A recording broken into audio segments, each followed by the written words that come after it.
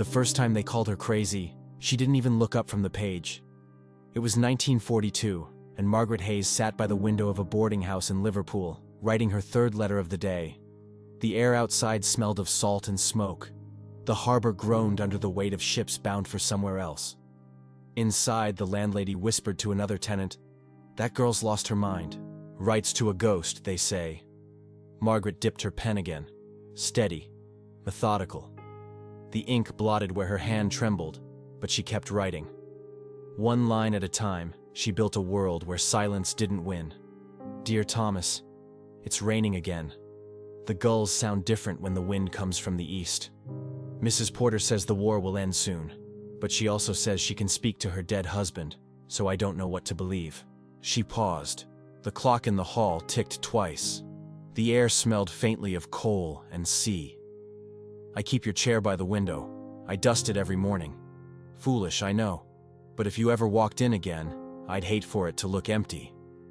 She signed "All my love, M," folded the paper, and placed it carefully in an envelope. She sealed it with the same red wax she'd used for more than a year. On the front, in bold letters, "Captain Thomas Hayes, Royal Navy, HMS Coventry." The ship had been sunk off Malta 6 months earlier. Everyone in the neighborhood knew it. Everyone except Margaret.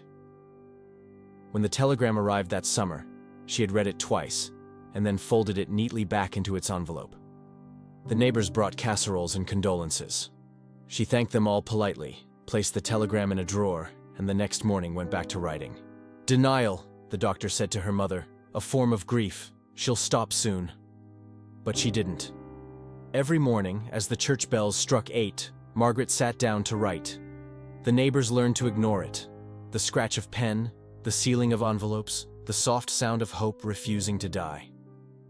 At first, she mailed the letters to the last naval address she had. When they began returning marked undeliverable, she sent them again, this time to the Ministry of Defense. When those came back, she sent them to nowhere in particular. To naval bases, hospitals, even newspapers. Some were intercepted and stored in government archives. Others simply vanished. She wrote more than 1,000 letters.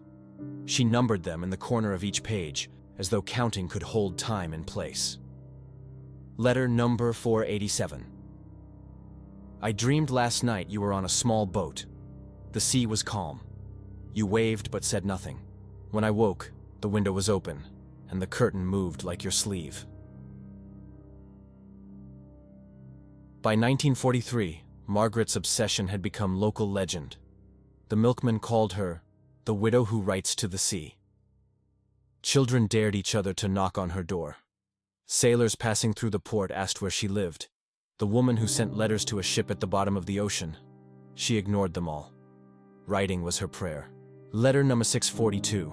"Sometimes I think you didn't die. Sometimes I think you're just taking the long way home." Her mother begged her to stop. "He's gone, Maggie. You're wasting your life." Margaret smiled. "Maybe, but it's my life to waste." In late 1944, a new postman named Arthur Bell took the route. He was young, kind, and curious about the woman who wrote more letters than anyone he'd ever met. One morning, as she handed him a thick envelope, he said, "You know these don't go anywhere, miss. They come back marked every time." "I know," she said, "but someone has to keep the line open." Arthur hesitated. "Why not stop?" She looked at him for a long time. "Because stopping would make it true." He nodded, and from then on, he made sure her letters were always delivered. Somewhere. If an address failed, he sent them to naval records, museums, even to himself. None of them ever came back again. By 1945, she had filled 2 trunks with carbon copies of her letters. She stored them alphabetically by month, the way a librarian catalogs books. Her writing had changed. It was no longer desperate, but strangely calm, almost prophetic. Letter number 989. "If you were alive, you'd tell me to stop. But if I stop, you'll really be gone. So I'll keep writing until someone answers, even if it's not you." The war ended that summer. Fireworks exploded over the harbor. The city rejoiced. Margaret watched from her window and kept writing. When a journalist from the Liverpool Echo knocked on her door, she let him in. His name was Henry Cooper, and he had read about her in whispers from postmen and sailors. "I hear you've written a letter every day since your husband's ship went down," he said. She nodded. "Every single day." "Why?" he asked gently. "Because someone has to remember him," she said. "And because if I keep the story going, maybe it won't end the way they said it did." The journalist leaned forward. "Would you let me read one?" She hesitated, then handed him one from her drawer, letter number 1003. He read in silence, his brow furrowing. When he finished, he said, "You write as if you know something the rest of us don't." Margaret smiled faintly. "Maybe I do." The article ran the following week under the headline, "The Woman Who Writes to the Dead." The story spread across Britain, picked up by American newspapers, then broadcast on the BBC. Letters poured in from widows, soldiers, mothers, hundreds thanking her for writing what they couldn't say. But one letter stood out among the rest. It arrived in early 1946, postmarked Gibraltar, with handwriting that stopped her breath mid-step. The envelope was thin, salt-stained, and addressed simply to Mrs. Margaret Hayes, Liverpool, England. She turned it over. There was no return name. Her hands trembled as she broke the seal. Inside was a single sheet of paper. The first line read, "Dear Margaret, you were right not to stop writing." She read the rest standing up, heart pounding so loud she couldn't hear the sea anymore. Whatever was written there, whatever followed that line, would undo everything she thought she knew about death, about faith, about madness. And the letter, as the world would later learn, would change more than just her life. It would change history. For a long moment, Margaret just stood there. The sound of the waves outside her window blurred into a low hum, the same rhythm that had carried her through the years. The letter trembled in her hands. "Dear Margaret, you were right not to stop writing. I'm alive." Those words hit harder than any bomb that had ever fallen on Liverpool. Alive. She read them again, half aloud, half as if afraid they'd vanish if she spoke too loudly. Below it, the writing changed slightly. Hurried, uneven, as though written on a moving ship. "A neutral vessel pulled me from the water after Coventry went down. I was taken to Spain, delirious, nameless. They thought I was dead. Maybe I was. Months later, I saw a newspaper, your newspaper, about a woman who never stopped writing. I knew it could only be you. Meet me. Dock 14, Liverpool Harbor. June 4th. Midnight. No signature. Only a faint smear of ink at the bottom, like a fingerprint left by shaking hands. Margaret pressed the letter to her chest and sank into the nearest chair. Her heart raced so fast it hurt. She wanted to scream, to laugh, to cry all at once. For 3 years people had called her mad, a widow lost in make-believe.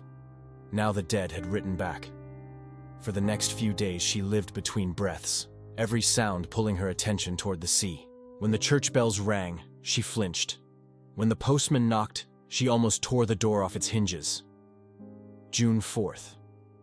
The date circled her mind like a ghost. She marked it on the calendar with shaking hands, a red circle, the same ink she used to number her letters.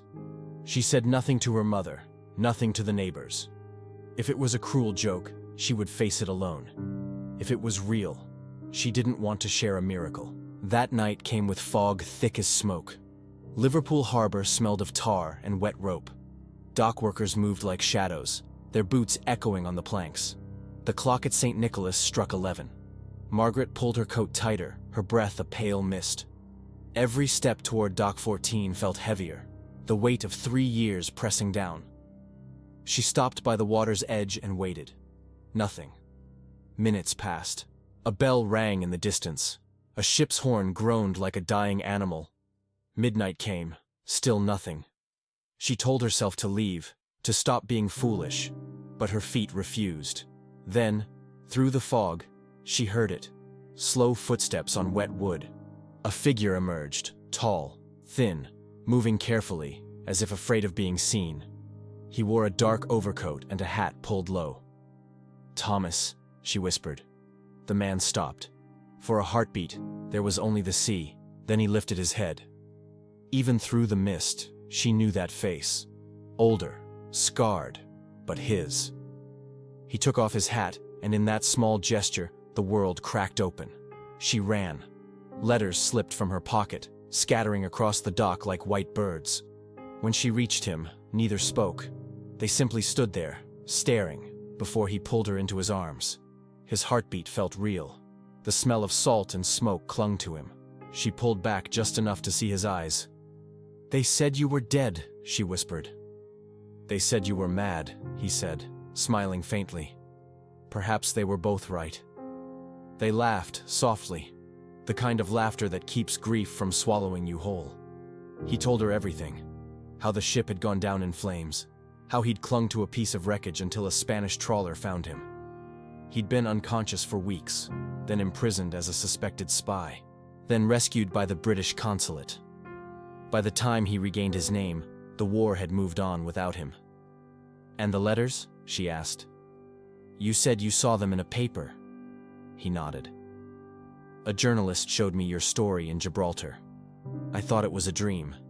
I couldn't believe anyone would wait that long." "I didn't wait," she said. "I just never stopped writing." He reached into his coat and pulled out something small, a folded newspaper clipping, damp around the edges. It was the article Henry Cooper had written, "The Woman Who Writes to the Dead." "You saved more than just me," Thomas said. "Do you know what your letters did?" She frowned. "They embarrassed my family mostly." He shook his head. "No, Margaret. They changed the war." She blinked. "What do you mean?" He looked out over the water, voice low. "The ministry intercepted your letters. They thought they were coded messages, coordinates, shipping routes, even warnings. One of your patterns, the way you dated them, matched a sequence our cryptographers used to trace German U-boat transmissions. It helped them locate a breach in our naval ciphers." Margaret stared at him. "You're joking." "I wish I were. Your letters became part of an intelligence operation. They called it Project Coventry. They thought you were a spy until the truth came out, that you were just writing to your husband. But your words helped them map enemy activity. You saved hundreds of men, Margaret. Maybe thousands." She took a step back, dizzy. "I never meant—" "I know. That's what makes it extraordinary." He touched her cheek. "All those people who called you crazy, they were wrong. You were the one person who never stopped believing. And that belief changed everything." They sat together on the dock until dawn. He told her he planned to vanish again, to live quietly, away from the noise of medals and speeches. "The war turned me into a ghost," he said. "Maybe it's time to stay one." She tried to protest, but he smiled. "Don't wait this time," he said. "Write to live, not to remember." And when the first light of morning touched the water, he kissed her forehead, whispered, "Thank you for keeping me alive," and walked into the fog. She stood there until the tide reached her boots. Then she went home and wrote one final letter. "Dear Thomas, if this is the last one, then let it be a thank you. Not for returning, but for proving that love doesn't need an answer to be real. The world calls me foolish. Let them. I know what faith looks like now. It looks like you." She folded it carefully, sealed it with red wax, and addressed it as always. Captain Thomas Hayes, HMS Coventry. Then she carried it to the harbor, placed it in a green bottle, and let the tide take it. The sea accepted it like an old friend. And for the first time in 4 years, Margaret didn't write again the next morning. For the first time in years, Margaret Hayes woke without the weight of an unanswered letter waiting on her desk. The morning light crept through the thin curtains like a shy visitor.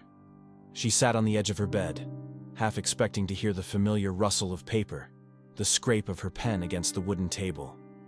But the desk was bare. The ink bottle sat closed, dust beginning to gather around its rim. Outside, Liverpool was alive again, children running, church bells echoing, men returning from new jobs instead of war. The world had moved on. Margaret tried to believe she could too. The following week, she visited the harbor again. Dock 14 looked different in daylight, less like a place of miracles, more like a scar the sea had forgotten to heal. She stood where she had seen Thomas last, staring out at the water, wondering if she had imagined him. A soft voice behind her broke the silence. "Mrs. Hayes?" She turned. It was Arthur Bell, the postman who had once delivered every one of her impossible letters. He held a small parcel wrapped in brown paper. "This came for you," he said. "No return address." She frowned, accepting it carefully. "You're still finding me mail, Arthur?" He grinned. "It seems letters follow you, ma'am, whether you write them or not." She thanked him, waited until he walked away, then unwrapped the parcel. Inside was a small wooden box sealed with wax. When she broke it open, she found a single item: a naval officer's wristwatch. The glass cracked, the straps scorched. Tucked beneath it was a folded note in handwriting she knew too well. "Margaret, if you're reading this, I made it to where I needed to go. I'll stay quiet now. Safer for everyone. But I wanted you to have this. The day we sank, the hands stopped at 14 minutes past midnight. Every time you wrote, you kept time going again. Don't let it stop." The note wasn't signed. It didn't need to be. She held the watch to her ear. The ticking had long since stopped, but somehow she could still hear it. Faint, ghost-like, inside her chest. In the months that followed, journalists kept trying to find her. Some wanted to write stories about the widow who saved a fleet. Others wanted to prove the whole thing had been an accident, a coincidence turned myth. Margaret refused every interview. "Truth doesn't need defending," she told them. But the government did call, once. A man from the Ministry of Defense came to her door one cold December evening. He was polite, cautious, the kind of man who carried secrets like other people carried umbrellas. "Mrs. Hayes," he said, "we wanted to thank you for your unintended contribution to naval intelligence." She blinked. "Unintended?" He smiled slightly. "Let's say your persistence created patterns that helped our analysts notice certain irregularities. Your letters might have saved a convoy, maybe more. Then why call me mad for 3 years?" He looked down. "Because we didn't understand faith until we needed it." He handed her an envelope. An official commendation, unsigned. No medals, no ceremony. Just a note that read, "For service to the realm through courage, devotion, and the power of belief."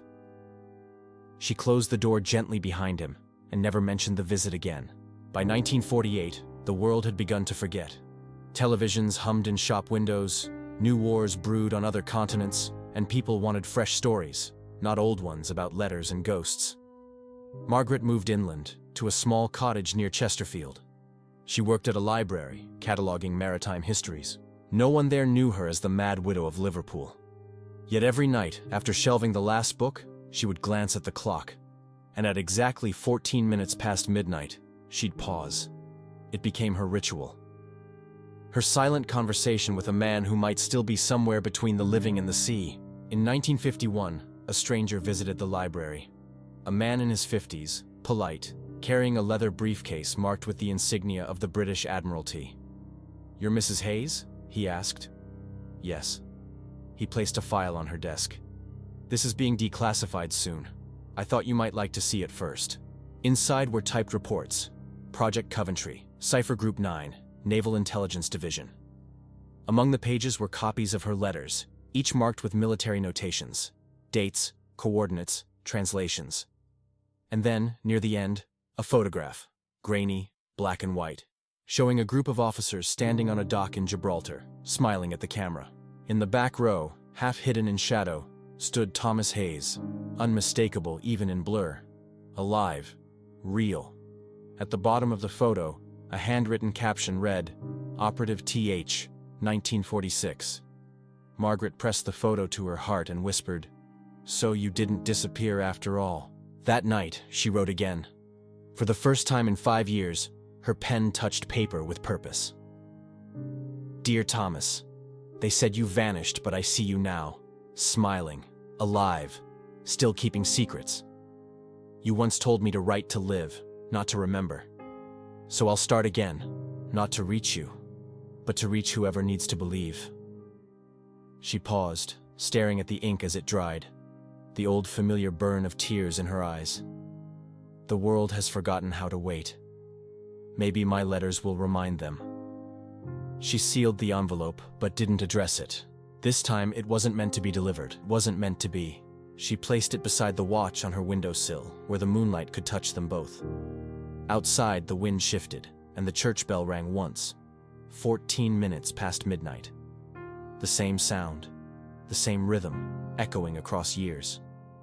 Margaret smiled, whispering to the empty room, "I kept time, love. Just like you asked." Then she blew out the candle, letting the darkness finish the letter for her. The years that followed did not erase the story of Margaret Hayes, though they tried. By the mid-1950s, the world had turned to color again. Television screens glowing blue in sitting rooms, teenagers dancing to American records, newspapers filled with inventions instead of obituaries.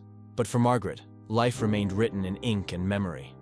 Every morning she brewed tea, watched the postman walk past her gate, and wondered if some letter, one she'd written or one meant for her, had found its way back through the cracks of time. Her hair turned silver early. Her hands, though unsteady, still remembered the rhythm of writing. At the library, where she now worked full-time, her colleagues called her Miss Hayes, the keeper of ghosts. She smiled at that. Maybe it was true. One evening in 1956, a young journalist appeared at the library door after closing hours. He looked nervous, the way people do when they've come to disturb something sacred. "Miss Hayes?" he asked. "Yes? My name's Robert Lang.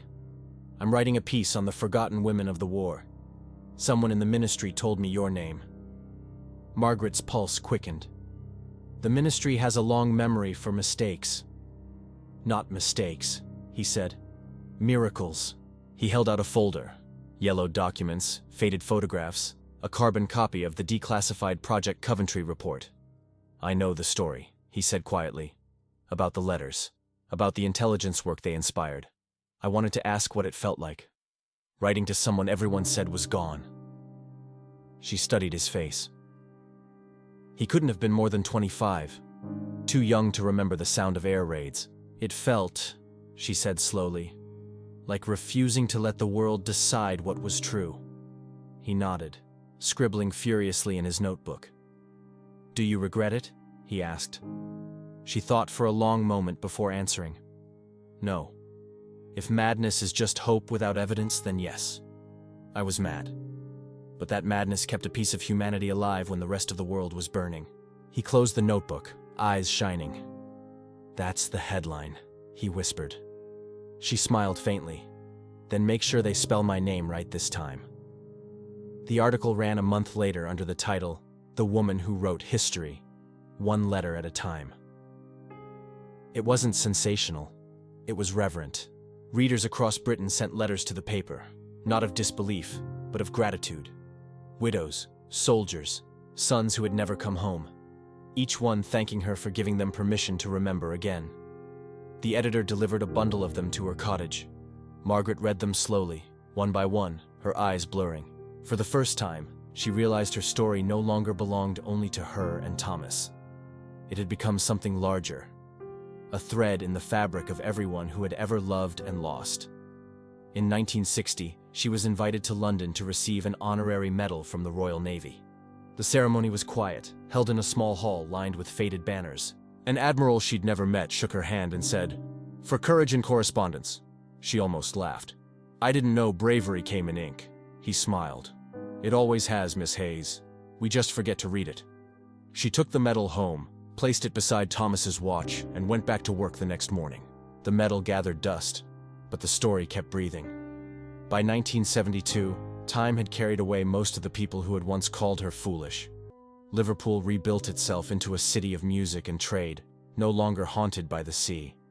Margaret, now in her late 50s, moved to a seaside village in Cornwall. She rented a small white cottage overlooking the cliffs, a place where the horizon looked infinite, the same direction every letter she had ever written had gone. Her only neighbor was an elderly fisherman named Samuel Hart, who brought her mackerel once a week and stories twice as often. He never asked about the letters, though one evening, over tea, he said, "You've got that look, you know. The look of someone who's been waiting a long time." She smiled. "Maybe I have. But waiting isn't always a waste. Sometimes it's a way of remembering. He nodded. Then you've remembered better than most. That same year, the BBC aired a short radio documentary titled The Letters of Margaret Hayes. It featured excerpts from her wartime correspondence, read by an actress, intercut with commentary from historians and surviving Navy officers. The broadcast ended with the sound of waves and a clock ticking faintly in the background, a direct homage to the stopped watch she still kept on her shelf. The broadcast went viral in the language of its time. People wrote in by the hundreds, demanding the letters be published. She refused. Those letters were never meant to be read, she told the producer who came begging at her door. They were meant to be believed. The man left disappointed, but Margaret felt lighter. For the first time, she didn't need the world to understand her story. It was enough that they felt it. On her 61st birthday, she walked down to the cliffs and sat by the edge, the wind tugging at her hair. Below her, the sea stretched endless and blue-gray, rolling against the rocks with the same slow rhythm as her heartbeat. From the pocket of her coat, she took out a single envelope, yellowed, edges frayed. It was Thomas's last letter, the one that had summoned her to Dock 14 all those years ago. She read it once more, the ink fading, but the meaning still alive. "You were right not to stop writing. I'm alive." She smiled. "I know," she whispered. "You always were." Then she folded the letter back into the envelope and let the wind carry it. The paper fluttered upward before being caught by the current, spinning out toward the horizon until it was only a dot of white against the sea. For a moment, she swore she heard his voice, not in words, but in the quiet assurance of waves meeting shore. And when she finally stood, her face was wet, from sea spray, from tears, from both. As she turned back toward the cottage, the church bell in the village rang faintly. She checked her watch out of habit. It was exactly 14 minutes past midnight. Margaret laughed softly. "Still keeping time, are you?" she murmured. And for the first time since the war, she felt at peace. By the time the world entered the 1980s, few people still remembered the name Margaret Hayes. Those who did recalled it as a story told in passing, a legend of a woman who wrote to the dead and somehow helped win a war. But in a small seaside village in Cornwall, her cottage still stood, white paint peeling, the sound of the sea constant outside her window. Inside, on a desk that faced the horizon, sat the same wooden box, the one that had once held her 1,000 letters, the watch, and a medal she'd never displayed. Every morning she opened the curtains, brewed tea, and whispered, "Good morning, Thomas." Not as ritual now, but as gratitude. She no longer wrote to him. She spoke. In 1983, a young history student from the University of London arrived unannounced. Her name was Eleanor Marsh, and she was working on a dissertation about wartime communication. She had written Margaret months earlier, asking permission to visit. The letter had gone unanswered, but curiosity, or faith, had brought her anyway. She knocked on the door of the cottage. A frail voice from inside said, "Come in. The latch sticks." Eleanor stepped into a room lined with books and letters stacked in careful piles. The air smelled faintly of salt and paper. Margaret, now in her 80s, sat by the window, wrapped in a shawl the color of sea foam. Her eyes, though dim with age, were bright with mischief. "You're the girl who keeps writing about people who wrote too much," Margaret said, smiling faintly. Eleanor flushed. I suppose I am. I didn't think you'd remember." "Oh, I remember everything worth remembering. Sit down, Miss Marsh. The kettle's warm." They spoke for hours. Eleanor asked about the letters, the articles, the myth of Project Coventry. Margaret listened, sometimes laughing, sometimes silent. When the student finally asked, "Do you ever regret not publishing them?" Margaret shook her head. "Those letters weren't meant for the world," she said softly. "They were meant for one man. And when I realized he didn't need them anymore, I stopped." Eleanor nodded. "Then why keep them?" "Because they kept me," she answered simply. Before leaving, Eleanor asked if she could see one. Margaret hesitated, then reached for the wooden box. Her hands trembled slightly as she lifted the lid. Inside lay the final letter, the one Thomas had sent from Gibraltar. The edges were frayed, the paper soft from years of touch. She handed it to Eleanor. The young woman read it silently, eyes widening. "You were right not to stop writing. I'm alive." When she finished, she looked up, tears in her eyes. "He really came back," she whispered. Margaret smiled, closing the box gently. "For one night. Sometimes that's enough to keep a lifetime alive." Eleanor asked permission to tell her story and her thesis. "Tell it," Margaret said. "But don't polish it. Let people wonder whether it happened at all. Wonder is half of truth." 2 months later, the villagers noticed they hadn't seen her in days. The postman found her in her chair by the window, eyes closed, a faint smile on her lips, the sea wind moving the curtains beside her. On the desk before her was a sheet of fresh paper. It contained only one sentence, written in her old, careful hand. At 14 minutes past midnight, the sea finally answered. Beside it rested the stopped watch and a small envelope addressed simply, "To whoever still believes." When Eleanor returned for the funeral, she was given the contents of the cottage. Inside the box, among the old letters, she found something new. A short note tucked under the metal. "Eleanor, if stories are the only way to stay alive, then tell ours gently. Don't turn it into tragedy. It wasn't one. It was proof that faith, the foolish kind, can keep time running even when the clock breaks. M.H."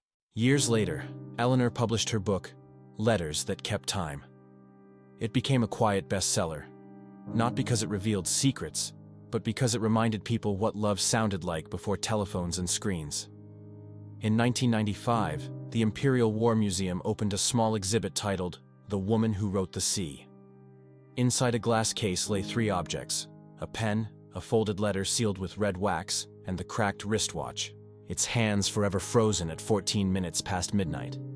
Visitors often paused there, reading the inscription below. Margaret Hayes, 1915-1983. She wrote 1 letter a day for 4 years. They called her crazy until the dead wrote back. Late one evening, a night guard making rounds swore he heard something. A faint scratching sound, like a pen moving slowly over paper. When he turned, he saw no one, only the reflection of the sea projected on the wall by the lights outside. He said it sounded like a woman's voice whispering softly, rhythmically, "Keep the line open." And when the sound faded, the second hand on the cracked watch twitched once, just enough to prove that somewhere beyond the glass, someone was still writing back.